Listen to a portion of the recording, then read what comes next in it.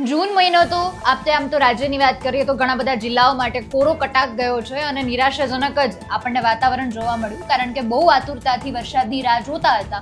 પણ જૂન મહિનામાં આખામાં ક્યાંય વરસાદ જોવા ન મળ્યો. પણ જુલાઈની શરૂઆત થતાં જ 1 જુલાઈથી મેઘરાજાએ ધમાકેદાર બેટિંગની શરૂઆત કરી દીધી. મોટાભાગના જિલ્લામાં, તાલુકામાં, વિસ્તારમાં અતિશય વરસાદ પડ્યો. મોટાભાગના વિસ્તારોને તો રેડ એલર્ટ સુધી આપી દેવામાં આવ્યું. રાજકોટની વાત કરીએ, રાજકોટમાં પણ ગઈકાલ સાંજથી સરસ મજાનો વરસાદ આવી ચૂક્યો છે અને આજે પણ સવારે વરસાદ ઘણા બધા વિસ્તારમાં જોવા મળ્યો હતો. વિગતે ચર્ચા કરીએ હવામાન વિભાગની અને પરિસ્થિતિની. નમસ્કાર, આપની સાથે હું આકાંક્ષા. તમે જોઈ રહ્યા છો રાજકોટ. ગુજરાતમાં વરસાદમાં આમ તો જૂન મહિનો નિરાશાજનક રહ્યો. જુલાઈમાં સરસ મજાની શરૂઆત થઈ ગઈ છે.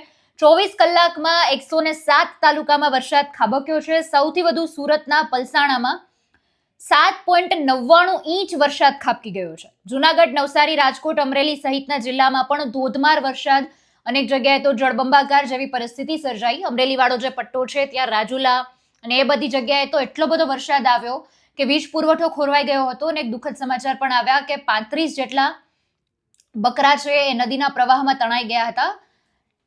પ્રયત્નો કર્યા લોકોએ તેમને બચાવવા માટેના. થોડા ઘણા બકરાઓને સફળતાપૂર્વક તેનું રેસ્ક્યુ કરી શક્યા, પણ તેમ છતાં મોટાભાગના બકરાઓનો જીવ એ નહોતો બચાવી શક્યા.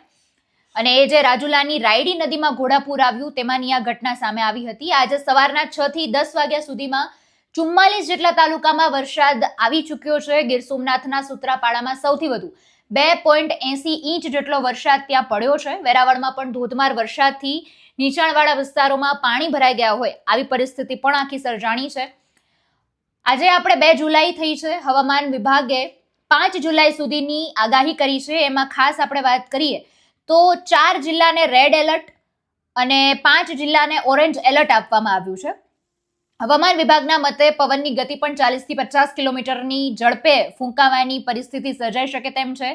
NDEM પોર્ટલ પરથી મળેલા INCOIS અહેવાલ મુજબ દેવભૂમિ દ્વારકા જિલ્લાના વાડીનારથી હર્ષદ સુધીના દરિયાકાંઠાને પણ એલર્ટ આપવામાં આવ્યું છે. દરિયો તોફાની બની શકે તેમ છે અને એટલા માટે માછીમારોને દરિયો ન ખેડવા માટેની સૂચના પણ આપવામાં આવી છે.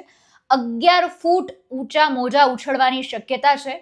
આટલી ગંભીર પરિસ્થિતિ દરિયાકાંઠે પણ સર્જાઈ શકે તેમ છે. 2 જુલાઈ આજની વાત કરીએ, સુરત, નવસારી, ડાંગ, વલસાડ, દમણ અને દાદરાનગર હવેલીને રેડ એલર્ટ છે. અમરેલી, ભાવનગર, ભરૂચ, નર્મદા અને તાપીને ઓરેન્જ એલર્ટ છે. અને યલો એલર્ટમાં રાજકોટ, જુનાગઢ, વડોદરા અને છોટાઉદેપુરનો સમાવેશ થાય છે. એટલે આટલા જિલ્લાઓને એલર્ટ આપી દેવામાં આવ્યું છે. તેના લોકોને સાવચેતી રાખવા માટે પણ કહેવામાં આવ્યું છે.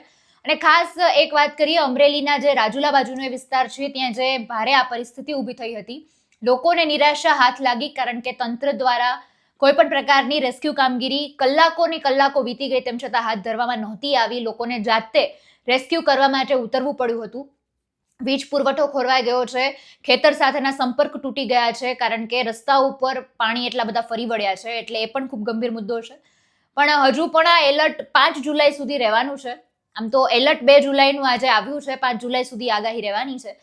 તમારા વિસ્તારમાં તમે કયા જિલ્લામાં રહો છો, કયા તાલુકામાં રહો છો, તમારા વિસ્તારમાં કેટલો વરસાદ આવ્યો છે, એ બધી જ માહિતી અમને કમેન્ટ્સમાં જણાવજો. હવામાન વિભાગની બધી જ સમાચાર મેળવવા માટે જોતા રહેજો હવે રાજકોટ. નમસ્કાર.